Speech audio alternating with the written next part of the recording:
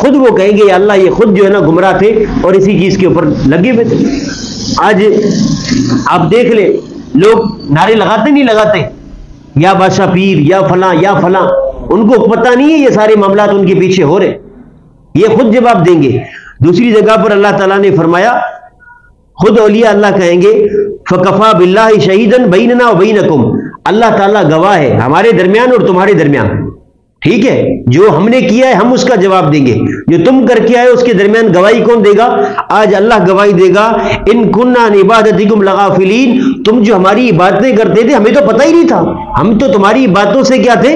غافل تھے, ہمیں تو پتہ ہی نہیں تھا, تم ہمارے مرنے کے بعد تم ہماری باتیں شروع کر رہے ہو, ہم اس کے ذمہ دار نہیں ہیں. یہ کون جواب دے رہے ہیں جن کی ہمیں باتیں کرتے دنیا میں؟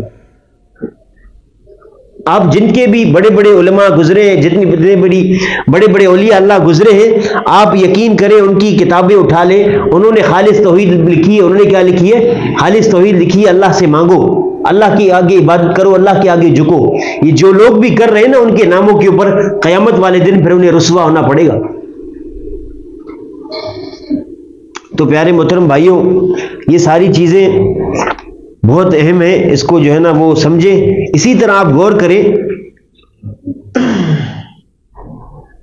جب بندہ مشرک ہوگا نا, مشرک, ابراہیم علیہ السلام کے متعلق صحیح بخاری کی حدیث ہے, ابو ہریرہ رضی اللہ تعالیٰ عنہ راوی ہیں. ابراہیم علیہ السلام کے والد کا نام تھا آزر. کیا نام تھا؟ آزر نام تھا, صحیح بخاری کی حدیث ہے. قیامت والے دن ابراہیم علیہ السلام اپنے والد کو دیکھیں گے کہ اس کے چہرے کے اوپر غبار ملی ہوئی ہے. ابراہیم علیہ السلام کہیں گے, بابا جان میں نے آپ کو کہا تھا نا میری بات مان لو, آج آپ کتنے پریشان ہیں؟ تو اس کے والد جواب دیں گے میں آپ کی آج بات مانتا ہوں. تو پھر ابراہیم علیہ السلام اپنے اللہ سے کہیں گے, یا اللہ آپ نے تو کہا تھا کہ قیامت والے دن آپ مجھے رسوا نہیں کرو گے, میرے بابا جان کو بچا لو. اللہ کہے گا نہیں. اللہ کیا فرمائیں گے؟ نہیں, یہ کافر ہے. یہ کون ہے؟ کافر تھا, کافر کی موت بت بناتے اور بتوں کی عبادت کرتے ہوئے مرا ہے, ہم آج اس کو نہیں بخشیں گے. اور پھر اللہ تعالیٰ ابراہیم علیہ السلام کے والد کو بچھو کی شکل میں لا کر, کس کی شکل میں لا کر؟ بچھو کی شکل میں لا کر ابراہیم علیہ السلام کے پاؤں کی طرف دکھائیں گے. اس کے بعد اس بچھو کو اٹھا کے جہنم میں پھینک دیں گے. اس کے بعد اس کو کہاں پھینک دیں گے؟ جہنم میں پھینک دیں گے. کہنے کا مقصد کیا ہے؟ اگر بندے کے عقیدے میں شرک ہوگا تو نبی علیہ السلام کی سفارش یا کسی بھی بندے کی سفارش کام نہیں آئے گی. ترمذی شریف کی حدیث ہے, اللہ کے نبی علیہ السلام نے فرمایا کہ ہر نبی کو اللہ تعالیٰ نے ایک دعا دی تھی. ہر نبی کو اللہ تعالیٰ نے کیا دی تھی؟ ایک دعا کی آفر کی تھی. میں نے اپنی یہ دعا اپنی امت کے لیے بچا کر رکھی ہے. میں نے اپنی دعا کس کے لیے بچا کر رکھی ہے؟ اپنی امت کے لیے بچا کر رکھی ہے. میں قیامت والے دن ہر اس شخص کے بارے میں شفاعت کروں گا جو اللہ تعالیٰ سے ملا اس حال میں کہ اس نے شرک نہیں کیا. جو بندے بھی سفارش چاہتے ہیں نا اس کے لیے بھی کیا شرط ہے پیارے بھائیوں؟ کہ شرک نہ کرو. اب میں انشاءاللہ آپ کو بتاؤں گا کہ شرک میں سب سے بڑی چیز کیا ہے. پیارے محترم بھائیوں, شرک میں سب سے بڑا جو شرک ہے نا وہ ہے عبادت کے اندر شرک کرنا. کس کے اندر شرک کرنا؟ عبادت کے اندر شرک کرنا. مثال کے طور پر عبادت کسے کہتے ہیں؟ عبادت کہتے ہیں ہر وہ کام جو اللہ کو پسند ہے وہ عبادت ہے. وہ کیا ہے؟ عبادت ہے. مثال کے طور پر نماز عبادت ہے نا, اللہ کو پسند ہے. تو نماز کے اندر جو کام ہوتے ہیں وہ بھی اللہ کو کیا ہو گئے؟ پسند ہو گئے. مثال کے طور پر نماز میں رکوع ہے, اب رکوع آپ اللہ کے علاوہ کسی کو کر سکتے ہو؟ نہیں. سجدہ عبادت ہے, اللہ کو پسند ہے, اب یہ اللہ کے علاوہ کسی کو آپ نہیں کر سکتے. اسی طرح نظر و نیاز ہو گیا, قربانی ہو گئی, پکارنا ہو گیا, یہ ساری چیزیں کیا ہیں؟ عبادت ہے, اور یہ آپ اللہ کے علاوہ کسی اور کے لیے نہیں کر سکتے. قرآن مجید میں اللہ نے ارشاد فرمایا سورہ نساء کے اندر, وَاعْبُدُوا اللَّهَ وَلَا تُشْرِكُوا بِهِ شَيْئًا, اللہ کی عبادت کرو اور اللہ کی عبادت میں کسی کو شریک نہ ٹھہراؤ. اللہ کی عبادت میں کسی کو شریک نہ ٹھہراؤ. اسی طرح ایک شیطانی خیال جو اکثر لوگوں کے دماغ میں ہے وہ کیا ہے؟ ارے مولوی صاحب امت محمدیہ میں تو شرک ہے ہی نہیں, امت محمدیہ میں شرک کہاں ہے؟ اللہ کے نبی نے خود نہیں کہا تھا کہ میں اپنی امت سے شرک سے بے خبر ہوں, شرک سے کیا ہوں؟ بے فکر ہوں. میری امت میں لڑائی جھگڑا تو ہوگا لیکن شرک نہیں ہوگا. بھائی اس حدیث کا مطلب کیا ہے کہ جو صحابہ کرام کی جو جماعت تھی نا، اللہ کے نبی علیہ الصلوۃ والسلام نے فرمایا کہ میں نے تمہاری اب ایسی تربیت کی ہے کہ اب تم لوگ اللہ کے ساتھ شرک نہیں کر سکتے، لیکن شیطان تمہارے درمیان اختلاف پیدا کرے گا۔ کیا پیدا کرے گا؟ اختلاف پیدا کرے گا، کیونکہ قرآن مجید میں اللہ تعالیٰ نے خود سورہ یوسف میں ارشاد فرمایا وما یؤمن اکثرهم باللہ الا هم مشرکون، اے نبی علیہ الصلوۃ والسلام لوگوں کی اکثریت اللہ پر ایمان لانے کے بعد بھی مشرک ہے، اللہ پر ایمان لانے کے بعد بھی کیا ہے؟ مشرک ہے۔ کیا مطلب؟ شرک کرتے ہیں، ایمان والے ہیں لیکن اس کے بعد بھی کیا کرتے ہیں؟ شرک کرتے ہیں۔ آج آپ دیکھ لو معاشرہ بھرا پڑا ہے، اللہ کو بھی اللہ مانیں گے، نبی کو بھی نبی مانیں گے، لیکن اس کے بعد بھی اللہ کے خلاف شریعت کام کریں گے۔ اسی طرح اللہ کے نبی علیہ الصلوۃ والسلام کی حدیث ہے لا تقوم الساعة حتى تلحق قبائل من امتی بالمشرکین، کہ قیامت اس وقت تک قائم نہیں ہوگی یہاں تک کہ میری امت کے کچھ لوگ کافروں کے ساتھ، مشرکین کے ساتھ مل کر بتوں کی عبادت کریں گے۔ بتوں کی کیا کریں گے؟ عبادت کریں گے۔ آج کر رہے ہیں مسلمان، کر رہے ہیں بتوں کی عبادت، اپنا عقیدہ اپنی آخرت تباہ کر رہے ہیں دنیا کی کچھ تھوڑی تھوڑی چیزوں کی وجہ سے۔ اب کچھ ایسے کام میرے بھائیوں جو میں آپ کو بتاؤں گا جو شرک اکبر ہے۔ جو شرک کیا ہے؟ شرک اکبر مطلب بڑا شرک ہے۔ وہ میں نے آپ کو بتا دیا کیسے معاف ہوں گے، جب تک توبہ کرے گا نہیں، توبہ کے بغیر وہ کام معاف نہیں ہوگا۔ وہ کون سے میں انشاءاللہ آپ کو بتاتا ہوں۔ سب سے پہلا، آپ کسی مردے کو، کس کو بھائیدن؟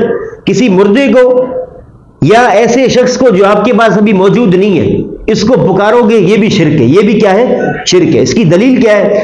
قرآن مجید کے اندر سورہ یونس میں اللہ تعالیٰ نے ارشاد فرمایا وَلَا تَدْعُوا مِن دُونِ اللَّهِ، اے نبی اللہ کے علاوہ کسی اور کو نہ پکارو، اللہ کے علاوہ کسی اور کو نہ پکارو، مَا لَا يَنْفَعُكَ وَلَا يَضُرُّكَ، جو نہ آپ کو نفع دے سکتا ہے اور جو نہ آپ کو تکلیف دے سکتا ہے۔ فَإِنْ فَعَلْتَ فَإِنَّكَ إِذًا مِنَ الظَّالِمِينَ، اگر آپ نے ایسا کیا تو آپ ظالم ہوں گے۔ تو آپ کیا ہوں گے؟ ظالم ہوں گے۔ اسی طرح صحیح بخاری کی حدیث اللہ کے نبی نے فرمایا من مات وهو يدعو من دون اللہ ندا دخل النار، جو بندہ اس حال میں فوت ہوا کہ اللہ کے ساتھ کسی کو پکارتا تھا تو وہ جہنم میں جائے گا۔ وہ کیا جائے گا؟ تو پیارے محترم بھائیوں، کسی بھی مردے کو پکارنا، یا آپ آج کل لوگ نہیں پکارتے، ہاں پکارتے ہی نہیں پکارتے، یا غوث اعظم مدد یا بادشاہ پیر مدد، یہ ساری چیزیں کیا ہیں پیارے محترم بھائیوں؟ خلاف شریعت ہے اور جائز نہیں ہے۔ اسی طرح آپ دیکھیں لوگ نعرہ لگاتے ہیں نا یا رسول اللہ مدد کا یا علی مدد کا، آپ ان سے پوچھیں بھائی آپ کیوں پکارتے ہو، وجہ کیا ہے؟ کہتے ہیں مولوی صاحب ہم اس کو عبادت نہیں سمجھتے، اس کو ہم عبادت نہیں سمجھتے، ہم ایم ہی پکارتے۔ کیا کرتے ہیں؟ عبادت تھوڑی سمجھتے ہیں، عبادت سمجھ کر ہم پکارے تو غلط ہے، ویسے ہم پکارے تو ٹھیک ہے۔ اللہ تعالیٰ نے کہا کہ جو پکار ہوتی ہے نا، صرف پکار، یہی تو عبادت ہے، یہی تو کیا ہے؟ پکارنا ہی تو عبادت ہے اصل۔ اللہ نے کہا وقال ربکم ادعونی استجب لکم، اللہ نے کہا اے نبی ان سے کہہ دو کہ مجھے پکارو، میں تمہاری دعا کو کیا کروں گا؟ قبول کروں گا۔ یہاں اللہ تعالیٰ پکار کو عبادت کہتا ہے، تو ان کا یہ کہنا کہ ہم محض پکارتے ہیں یہ جائز نہیں ہے۔ اسی طرح ایک سوال ہے، کیا مردے سنتے ہیں؟ کیا مردے سنتے ہیں؟ قرآن مجید میں دو جگہ اللہ نے یہ مضمون ذکر کیا ہے، سورہ نمل میں اور دوسرا سورہ فاطر میں۔ سورہ نمل کی آیت نمبر 80 میں اللہ تعالیٰ نے ارشاد فرمایا انک لا تسمیع الموتى، اے نبی آپ مردوں کو نہیں سنا سکتے۔ کیا فرمایا اللہ تعالیٰ نے؟ اے نبی آپ مردوں کو نہیں سنا سکتے۔ دوسری جگہ اللہ تعالیٰ نے ارشاد فرمایا سورہ فاطر میں وما انت بمسمع من فی القبور، اے نبی جو قبر میں دفن ہے آپ اس کو بھی نہیں سنا سکتے، آپ اس کو بھی نہیں سنا سکتے۔ اب اس کی یہ لوگ تعویل کیا کریں گے؟ ارے مولوی صاحب یہ تو مردوں کے لیے، سوری جنوں بتوں کے لیے۔ یہ کس کے لیے؟ ہاں یہ تو بتوں کے لیے۔ آپ ان عقل کے اندھوں کو بولو کہ جو بت ہوتا ہے یہ کبھی مردہ ہوتا ہے؟ یہاں پر اللہ نے لفظ کیا استعمال کیا؟ انک لا تسمیع الموتى، آپ مردے کو نہیں سنا سکتے۔ کبھی کسی نے کہا کہ بت کو کوئی مردہ کہتا ہے؟ مردہ کس کو کہتے ہیں؟ جو پہلے زندہ تھا اور پھر فوت ہو گیا۔ اور اسی طرح دوسری آیت میں اللہ نے کیا کہا وما انت بمسمع من فی القبور، جو قبر میں ہیں آپ اس کو نہیں سنا سکتے۔ تو مردے کیا قبر میں ہوتے؟ مردے کہاں ہوتے؟ ہاں مردے قبروں میں ہوتے، بت کبھی قبروں میں ہوتے؟ ایسی تعویلیں کر رہے قرآن حدیث کی۔ واضح قرآن کی آیت ہے، آپ نہیں پکار سکتے، نہیں سنا سکتے۔ آگے اللہ نے خود ذکر کیا واللہ مسمیع من یشاء، اللہ جسے سنانا چاہتا ہے سنا سکتا ہے، اللہ جسے سنانا چاہتا ہے سنا سکتا ہے، اس میں کوئی شک نہیں ہے۔